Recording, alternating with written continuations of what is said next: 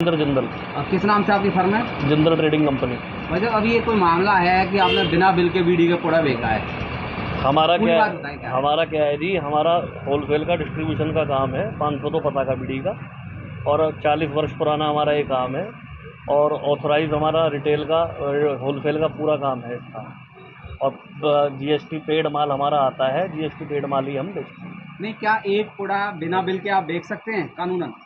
एक ऐसा है जी हम जो है, हमारा क्या होता है कि जैसे हमने कोई रिटेल के लिए कोई एक गत्ता खोला है, बोरी खोली, उसका हम एक साथ बिल काट देंगे। एक एक पुड़े का बिल। अब आप मार्केट में जाओगे, आप एक कोलगेट मांगोगे, कोई ज़रूरी है आपको उसका बिल मिले या ना मिले, इकट्ठा बिल हम काट देते हैं उसका, एक बोरी का।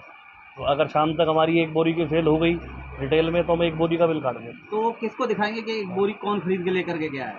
जो कस्टमर मार्केट से हमारे पास आते हैं उनको ही दिखा देते हैं। किसी के नाम भी दिखा देंगे आप? नहीं, जैसे कोई गत्ता लेके गया, उसने किसी ने हमसे बिल नहीं मांगा बाई चांस, तो उसके नाम से बिल काट तो देते। बिना बिल के भी दे देते हैं आप किसी को? नहीं, बिना बिल के नहीं देते। अच्छा, हमारे यहाँ तो हमारा टोटल काम बिल का ही है। मतलब आपका कहने का मकसद ये है कि हम टोटल गत्ता किसी एक व्यक्ति के नाम दिखा देते हैं और अलग अलग पुड़े सबको बेच देते हैं। को वो पूरे दिन में कोई बहुत कुछ जानकार लोग आते हैं जिनको असली माल लेना होता है, क्योंकि इधर उधर मार्केटों में नकली माल बहुत बिकता है, तो इसलिए असली माल के लिए लोग बाग हमारे पास आते हैं। उनको हम इसलिए दे देते नकली हैं। माल पर रोक क्यों नहीं लगाते हैं आप? ऐसा है जी, नकली माल के ऊपर रोक थोक के लिए कार्रवाई चलती रहती है, कंपनी से टीम भी आती है, सारे काम होते हैं।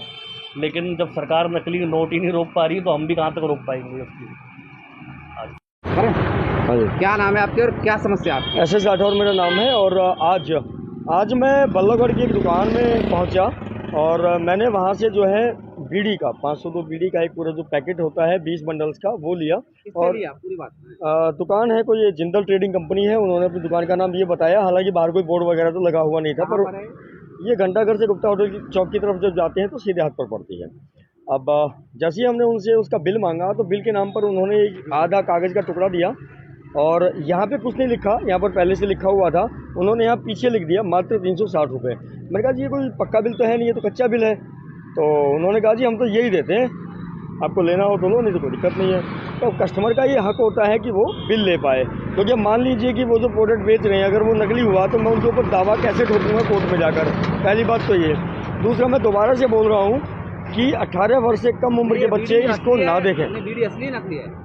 ये तो अभी कंपनी से हम बात करेंगे, जो भी मैनेजर्स हैं उनको बुलाएंगे या उनके पास ये प्रोडक्ट हम बाई कोरियर भेजेंगे, उसके बाद पता लग पाएगा। आपने दुकानदार को सूचित किया?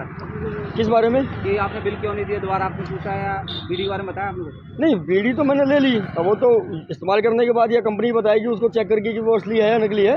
पर मेरा जो मेन कंसर्न है सबसे पहले वो ये है कि अगर हम कोई प्रोडक्ट ले रहे हैं और ऑन डिमांड अगर हम बिल ले रहे हैं उनसे, तो उनको बिल देना चाहिए। क्योंकि इस तरह से कच्ची पर्ची बना के देने से कहीं ना कहीं ये संदेह पैदा होता है कि या तो कोई टैक्स की चोरी कर रहे हैं। इस बाबत जब हमने CGST ऑफिस बात की, तो उन्होंने बताया कि 250 रुपये से ऊपर का अगर कोई सामान खरीदता है तो बिल देना अनिवार्य है, और अगर ग्राहक बिल मांगता है तो ये उसका अधिकार है।